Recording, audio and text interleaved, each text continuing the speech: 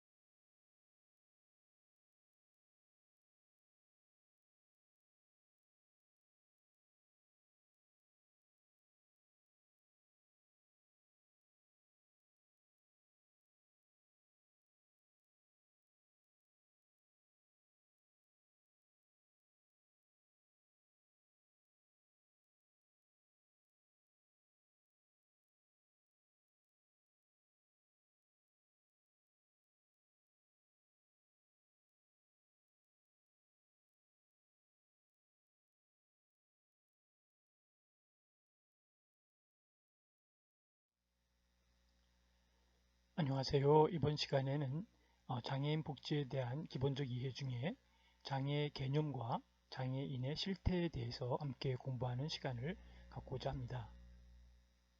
자, 여러분들은 장애의 개념에 대해서 어느 정도 이제 정리가 되었나요? 앞부분에서 1장과 2장 계속 배웠던 내용들과 한번 정리해 본다면 장애라고 하는 개념은 이런 것이구나.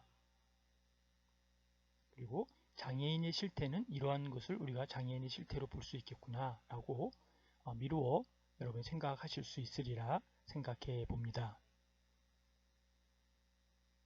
이어서 생각할 것 중에 하나는 과연 장애 개념과 장애인의 실태를 조금 더 구체적으로 함께 논의해 보도록 하겠습니다.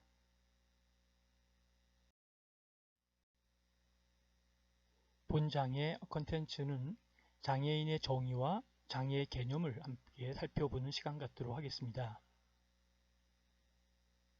두 번째는 장애 인구의 실태를 함께 점검하고 우리의 전망을 함께 논의해 보도록 하겠습니다. 다음은 우리나라의 장애 범주를 함께 생각하고 또 함께 논의해 보도록 하겠습니다.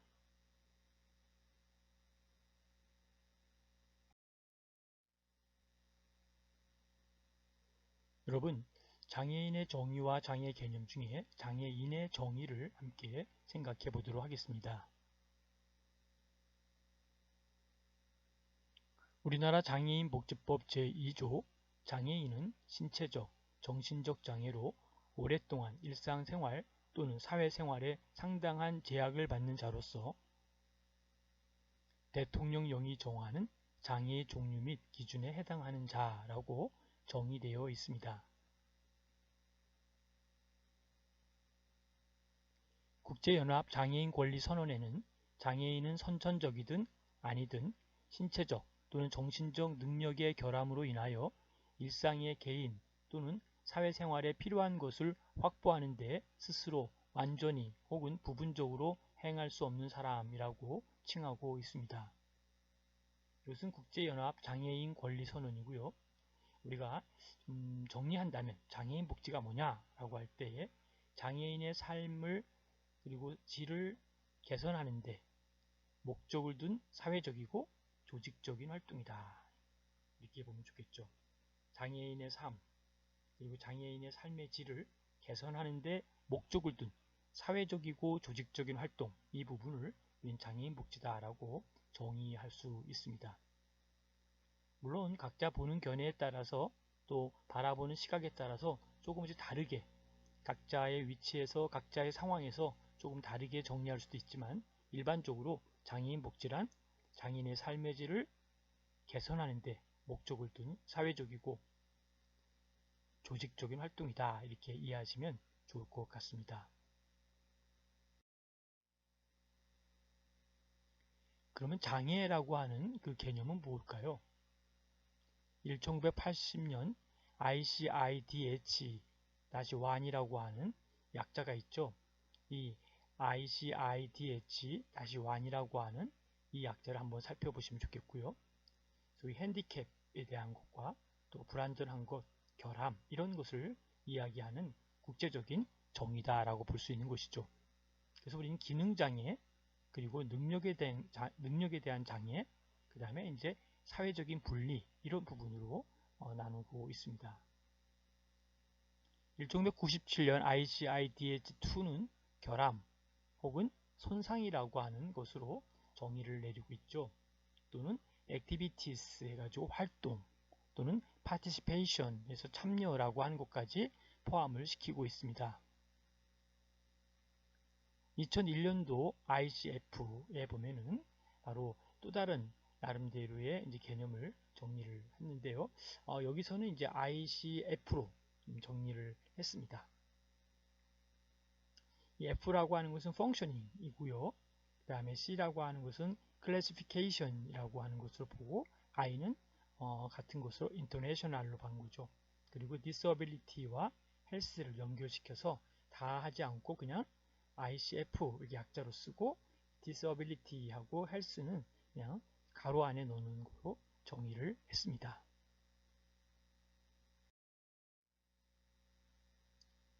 그러면 장애라고 하면 그 장애의 개념에 대해서 조금 더 우리 구체적으로 볼 필요가 있는데요.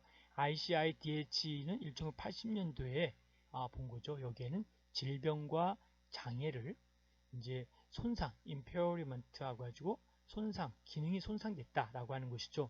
그리고 disability는 능력에 대한 부분이고 handicap, 그것은 사회적인 분리를 이야기하고 있습니다. 그러면 ICIDH의 장애의 개념을 살펴보면 건강에 대한 조건이 있죠. 건강의 조건은 병약적인 변화로서 증상이 있다라고 하는 것이죠. 즉 개인적인 차원에서 어떤 비정상성이 나름대로 발생하였다라는 것이죠. 두 번째는 손상을 이야기하고 있는데요. 임상적인 질병을 가진 부분을 얘기하는데요. 임상적인 질병을 다른 사람이 인식할 수 있게 되었다라는 것이죠. 즉 일반 타인이 개인의 어떤 비정상을 인식하였다라는 부분인데 이 또한 개인적인 차원에서 정리해야 될 부분이다라는 것이죠. 다음은 능력, disability라고 하는데요. 능력이라고 하는 것은 활동상의 능력 제한이 발생했다라고 보는 것이죠. 즉 개인적인 차원에서 활동 수행 능력이 다르게 감소되었다라고 하는 것이죠. 사회적인 분리를 본다면은 바로 개인의 행동상 능력 제한에 대해 사회적 참여의 제한이라는 사회적 반응이 발생했다라고 보는 것이죠. 좀 더 구체적으로 얘기한다면 개인은 다른 사람에 비해 불리한 상황에 처해졌다라고 보는 것입니다. 이 부분만이 이제 사회적인 차원이고 나머지 건강의 조건과 손상과 핸디캡 이거는 바로 개인적인 차원으로 볼 수 있습니다.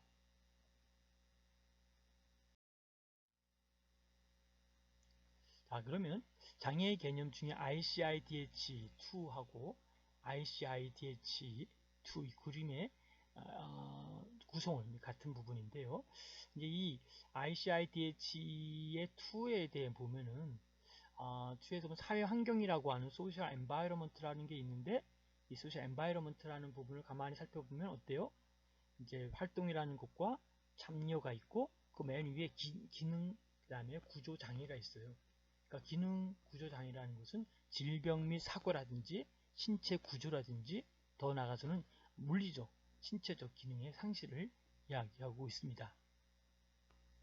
자, 그런 의미에서 바로 활동이라고 하는 것은 일상생활 관련의 활동이고 대인관계고 또 나름대로 아동이나 또 운동에 해당되는 부분을 지켰고요. 참여 부분에 본다면 접근성이나 정보와 교육 그리고 나름대로 문화, 노동, 경제를 아우르고 있다라고 볼 수 있습니다.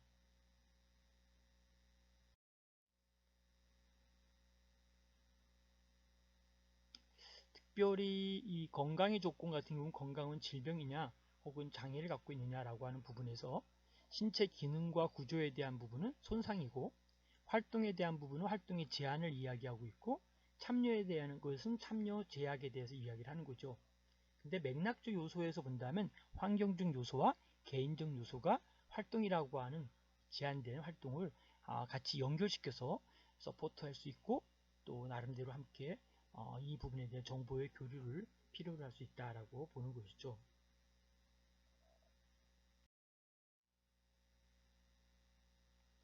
자, 그렇다면 장애인 복지의 개념을 조금 더 정리를 해보도록 하겠습니다. 장애인 복지, 그것은 장애인의 완전한 사회 참여를 통한 사회 통합을 목적으로 심신의 결함으로 인하여 가정생활, 사회생활에 곤란을 가지게 되는 국가, 민간 사회복지기관이 의료적, 교육적, 직업적, 사회적 그러한 제 문제에 대해 걸쳐되어 있고 또 원조하는 나름대로 제도적, 정책적, 서비스의 조직적 활동과 노력을 이야기하고 있다라고 보는 것이죠. 더 나아가서 장애인 복지 서비스에 대한 부분을 본다면 그건 어떤 것일까요? 그렇죠. 그 부분은 바로 장애로 인한 생리학상의 문제를 장애인 개인의 불행으로 돌리는 한편 사회인의 편견 그리고 약자를 더욱 불리하게 하는 경쟁적 사회 구조에 대하여 장애인의 생활 위기를 대처해 나가도록 예방적, 사회 치료적으로 개입하는 시책과 실천 행동이다. 이렇게 이해할 수가 있습니다.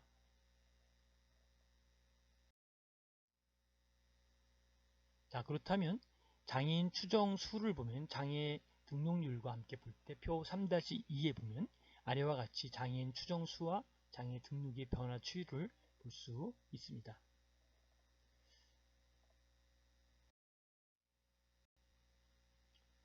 성비와 연령에서 볼 때의 성별 분포를 보면서 남자와 여자 이렇게 볼 때 두 비교를 좀 해주시면 좋겠고요. 특별히 이제 그 구분을 보면은 장애에 대한 구분이 상당히 다양합니다.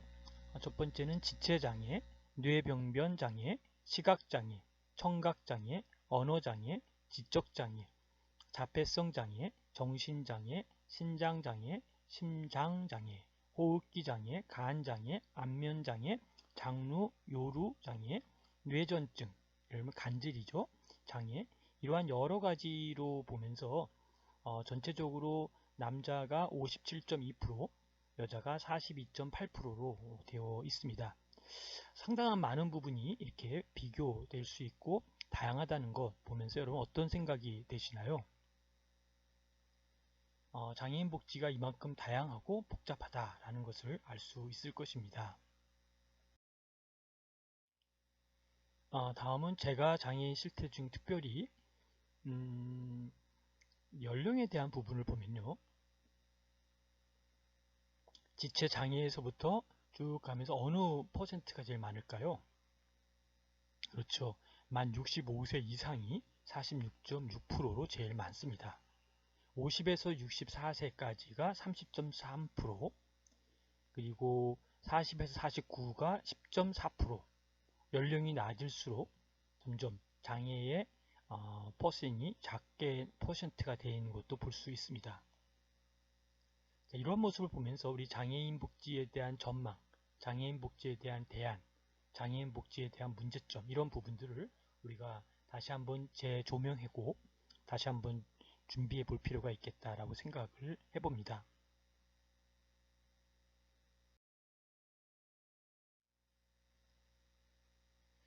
특별히 장애 정도를 본다면 장애 정도에도 보면은 지체 장애에서부터 뇌전증 장애까지 본다면 장애 정도에 대한 부분들이 중증이 1급에서 3급까지, 경증이 4급에서 6급까지죠.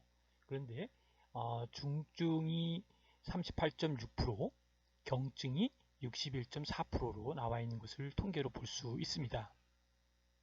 그렇다면 지금 중증보다는 경증이 훨씬 더 많은 포션을 갖고 있구나 라고 이해하실 수 있겠죠.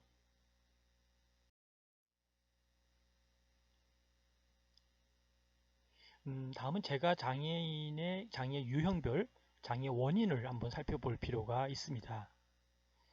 선천적 원인은 5.1%로 나와 있고요. 그 중에 제일 많은 포션이 이제 그렇죠. 간장애가 많이 나와 있죠. 그리고 출산 시 원인이 된 것이 1.4%, 여기에도 만일에 제일 많은 포션이 자폐성 장애가 10.8%로 제일 많이 나와 있습니다. 후천적 원인으로 본다면 질환으로 되어 있는 부분이 56%입니다. 56%. 그리고 사고로 되어가는 부분이 32.1%로 나와 있죠.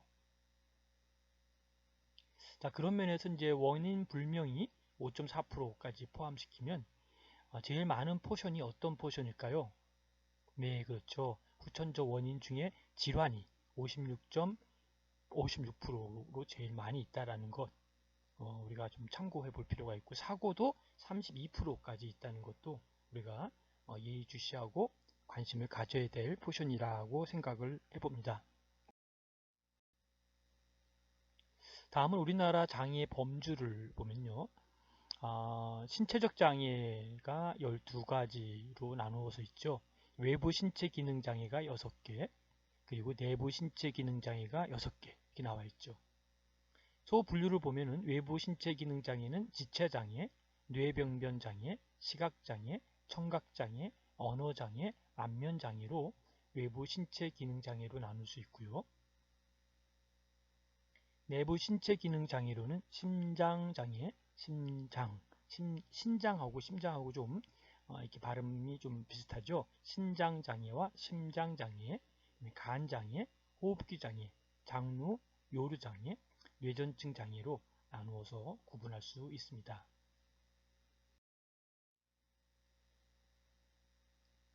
우리나라 장애범주 중에 대분류 중에 이제 정신적 장애에는 발달 장애와 정신 장애가 있고요. 발달 장애는 지적 장애, 그 다음에 자폐성 장애가 나눠져 있고요.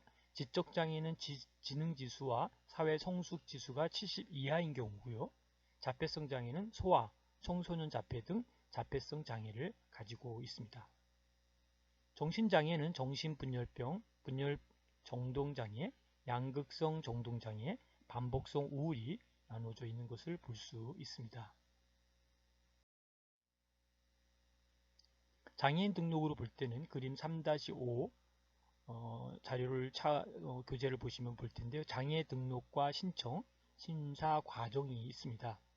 자, 이 부분들 중에 큰 흐름을 잠깐 보면 장애인은 등록 신청과 진단 의뢰를 시군구로 하고요. 의료기관에 가서 장애 진단 진단서 발급을 받고 심사 요청, 장애 심사 결과 통보를 하고 그 다음에 등록을 하게 되죠. 그래서 이러한 과정 속에서 진행하는 것을 우리가 볼 수 있습니다. 네, 굉장히 많은 내용들을 핵심 중심으로 다루어 봤습니다. 이 장애인에 대해서는 상당히 다양하기 때문에 장애인에서도 또 다른 전공이 있기 때문에 우리가 전공이 무엇입니까? 라고 하면은 장애인 복지입니다. 이렇게만 이야기해도 사실은 조금 더 물어볼 게 많죠. 장애인 중에 어떤 부분이 본인의 전공입니까? 이렇게 이야기할 때 그 이야기하는 것의 핵심이 뭘까요? 바로 그 중에 바로 이와 같은 여러 가지 자폐가 전공이든지 뭐 여러 가지 배웠던 지금 그런 부분들이 바로 이러한 지체장애부터 정신장애까지 발달장애 여러 가지 나눠져 있기 때문에 구체적인 장애의 부분을 알아야 되기 때문에 우린 그것을 스페셜리스트한 영역에서의 장애를 연구하고 있다라고 보는 것이죠. 참고로 좀 다른 내용이지만 사회복지에서도 우리는 전공이 뭡니까? 라고 하면 일반적으로 소셜 웰페어, 사회복지라고도 이야기를 하지만 사회복지만 얘기하면은 그 다음 물어보고 싶은 게 있는 거죠. 사회복지 중에 아동입니까? 청소년입니까? 노인입니까? 뭐 장애인입니까? 아니면 다문화입니까? 이렇게 물어보는 것이 맞는 거죠.